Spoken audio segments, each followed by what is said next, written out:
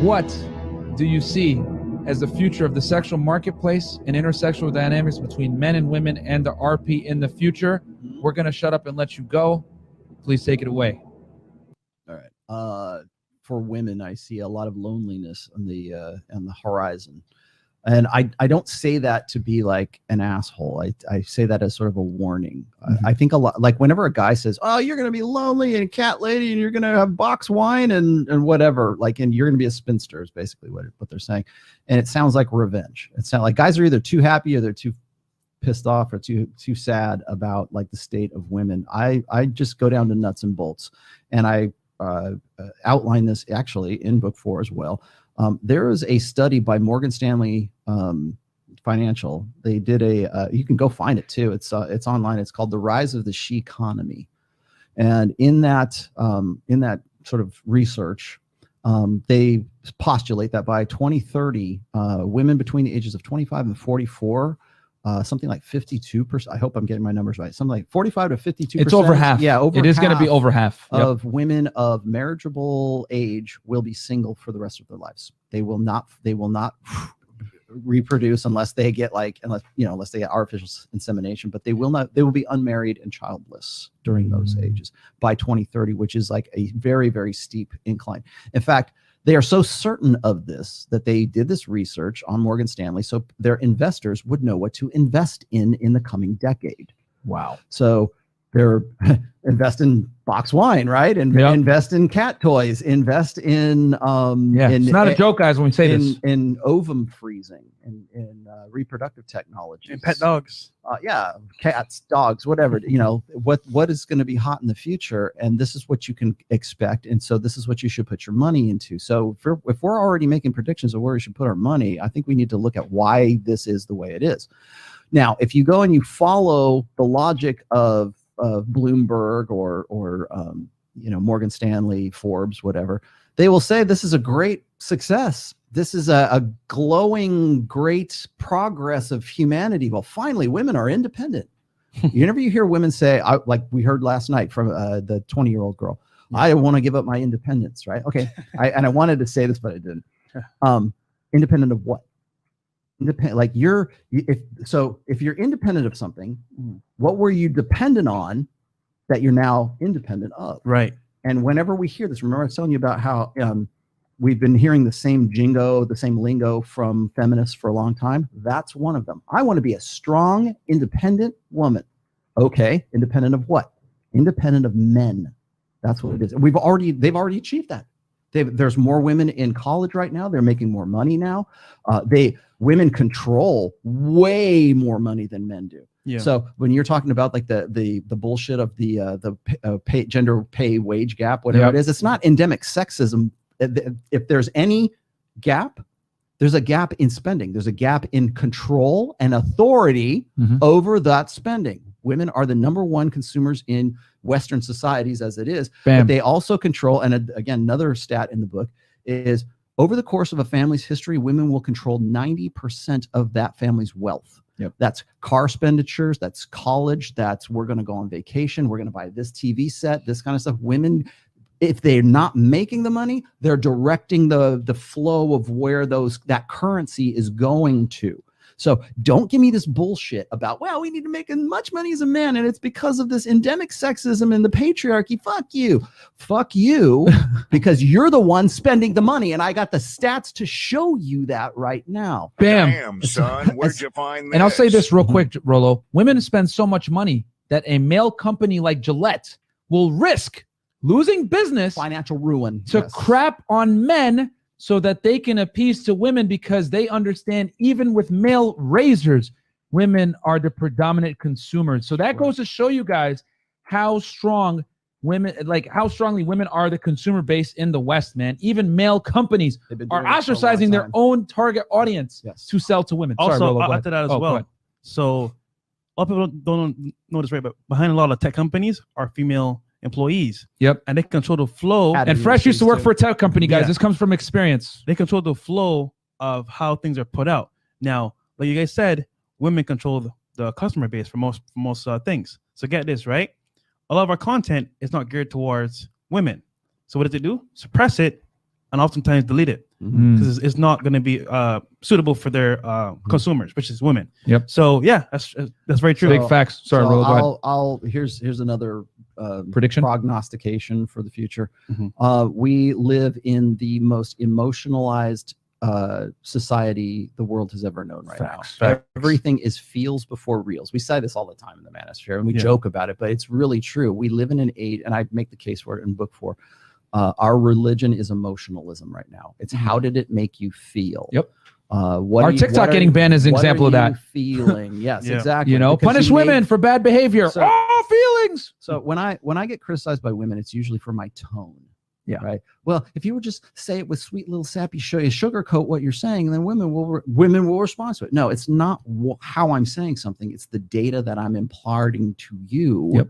that is offending you because it goes against the what is, an ego invested belief for that woman. It feels bad. And I get it. It's supposed to feel bad, because if it's not feeling bad, then it's not going to motivate you to change. Yes. So in the future, and I don't know when we're going to reach critical mass, but right now we're in the age of emotionalism. We're in the age of ego and the age of emotionalism. And so we base our policies, whether it's political, whether it's economic, whatever it is, based on our emotional response to things. We have at least the last 3 generations of men who've been conditioned, and blue pill conditioning, have been trained to emote like women, to see emotional, like they've been trained and taught that the way that women process emotion is the correct way to process emotion. Facts. So when we say, oh, that man he's toxically masculine, he's not in touch with his feelings, right? He needs to express himself emotionally. He needs to get in touch with his feminine side. All that stuff we've been talking about since the 70s. The reason why that's still a thing right now is because it's a great means of control over those guys, so that they will identify and align with the feminine, which is all based on emotion. So when we talk about like the emotional children that are out rioting in the streets right now, and they're tearing down statues, and don't they know that statue is this? They're not thinking rationally. They're not thinking with reason. They're thinking emotionally, because those last 3-4 generations have been taught to emote like women, to be like woman. Woman is correct. Transgenderism, right? Why is it that more boys want to be girls than girls want to be boys? Because it's more advantageous socially to be a girl in a gynocentric social order than it is to be a man, because nobody wants to be a dad. Dads are assholes. Boys are toxically masculine. We got to give him Ritalin. We got to give him Adderall. We got to give him, sedate that boy with drugs, with opiates, with alcohol, with pornography. Sedate him, sedate him, sedate him, sedate him. Don't let him do anything, because if you let him do anything, he might turn toxic. He might turn violent.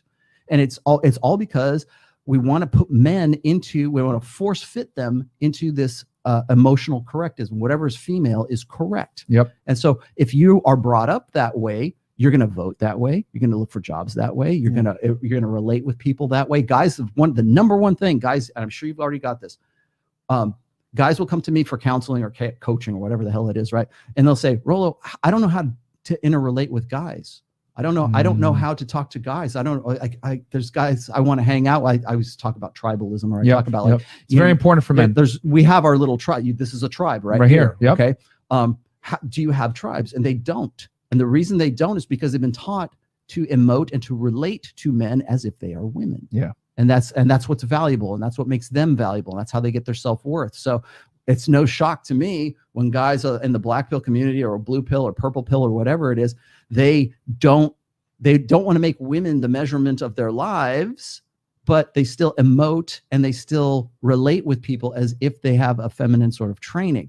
So when we look at things like communitarianism, we look at socialism, we look at like, why are we even talking about socialism in the United States right now? It's because we've put so many women into positions of power that seems like a good idea. Yeah. It makes them feel good. Hey, you get one and you get one and you get one and you get one and so meritocracy. Regardless of how poorly you are working. Dominance hierarchies, competence hierarchies, meritocracy, all of that stuff flies out the window, because we don't see the value in it, because it's not female correct. Yep. The female correct, whenever women come into political power, whenever you get an AOC, whenever you get a woman who gets into Congress or the Senate, the first thing they do their first priority, their number one priority is not to their constituency. It is to the female purpose. It is to the sisterhood uber alles. Kamala Harris. So you got, I was going to say, you get women who go in there and the first thing they talk about is we need to legalize abortion. We need to change up divorce laws. We need to change these things. We need all of these things that we think are so horribly unfair. And it all becomes about women's issues and not all of our issues. Like how are we going to govern? It doesn't matter as long as women get theirs, as long as the sisterhood is served. I can go on forever. I don't want to go on forever about that, but I talk in a great extent about the sisterhood uber alles in this book. That's where I see us going. That's where you see us going. We're going to be, our politics are emotionalized. Our media, our entertainment is all emotionalized. Yes, Terminator with a female actress, James Bond. Everything is feminized and everything is emotionalized primarily right now. And we think that that's going to sell more movies and more.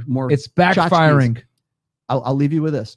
Remember when the Star Wars movies, I know John's a Star Wars fan. Yeah. And the last 3 Star Wars movies they just sucked. Okay. Yeah. And the reason for that is because they don't know how to write the hero's journey. It's a male specific thing, right? Yeah. Men must become. Yes. We have a burden of performance and we go through these trials and tribulations to become something, right? Yep. Whereas when you get like Rey, she already is. She's a Mary Sue, right? She's already, I know how to use a lightsaber just magically, right? Didn't have to do that. Well, the reason why we think that that's a good idea is because the writers who put that together are from that generation of emotionalism. And so we have a Mary Sue written as if it's that this is a male character. We're just going to give her tits and a vagina. And then give her the power from the beginning. Yep. And so because this emotional society thinks that that's what the fan base wants to see. They want to see this powerful, we need more powerful women and strong women and independent women leads in our movies. And you know what's kicking their ass? Mandalorian with a little baby. That's what women want. Is baby Yoda. They want Grogu. They want baby Yoda. They don't want ass-kicking mama Rey. They want baby Yoda is what they want. Maternity. Because that's an innate drive in women.